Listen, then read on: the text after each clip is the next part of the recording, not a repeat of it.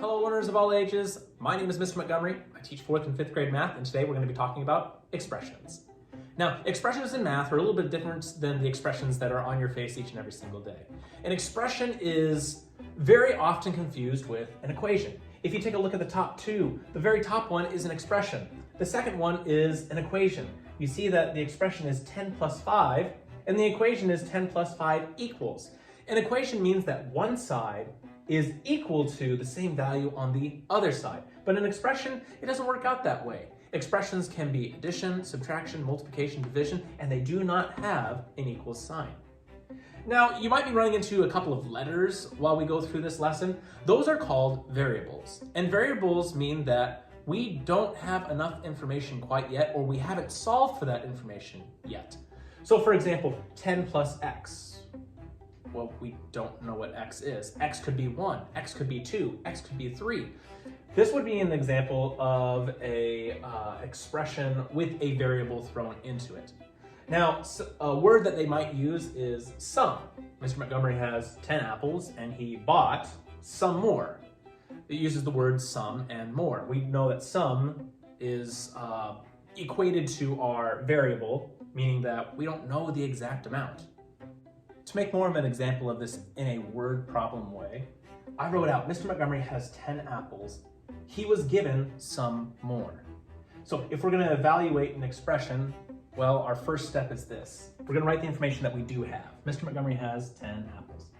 He is given some more. More is a key word for addition, and some, we don't know what that sum is. It could be x, it could be a, you could choose any sort of letter for your variable. Now, instead of the word sum, your book might give you what the missing variable might be or the value that it might be. So he was given 4 more apples. So Mr. Montgomery has 10 apples, he was given 4 more. And now we can figure out with an equation sign how much that is all total. Or if they just want the expression, you can just leave it as 10 plus 4 because that does tell the entire amount of apples that I have. So let's do an example that's in the book. If we're looking at our more practice page in our workbook on page 17, this would be number 2. I'm just going to write that over here and page 17. Awesome. It says, there are B boys and 12 girls in Mr. Simon's class. The total number of students in the class is... Well, the directions tell us that we need to write an addition expression to represent the situation. Use a letter for the unknown number. Well, they help us with the letter. There are B boys and 12 girls. Well, and is one of those addition words that means that you can add. So the information I know, B boys and 12 girls in Mr. Simon's class. Now, does it ask us to find how many boys there are? No, they're just asking for the total number of students in the class.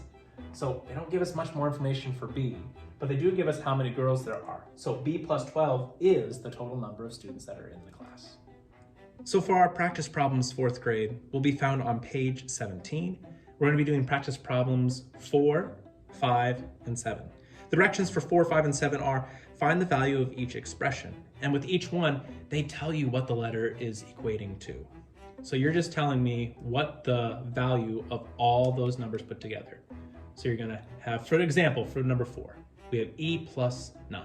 When E is equal to 13, you're gonna put that 13 in place where that E is and add 13 plus 9 to tell me what the value of that expression is. If you have any questions, please let me know tomorrow when you bring this in to class.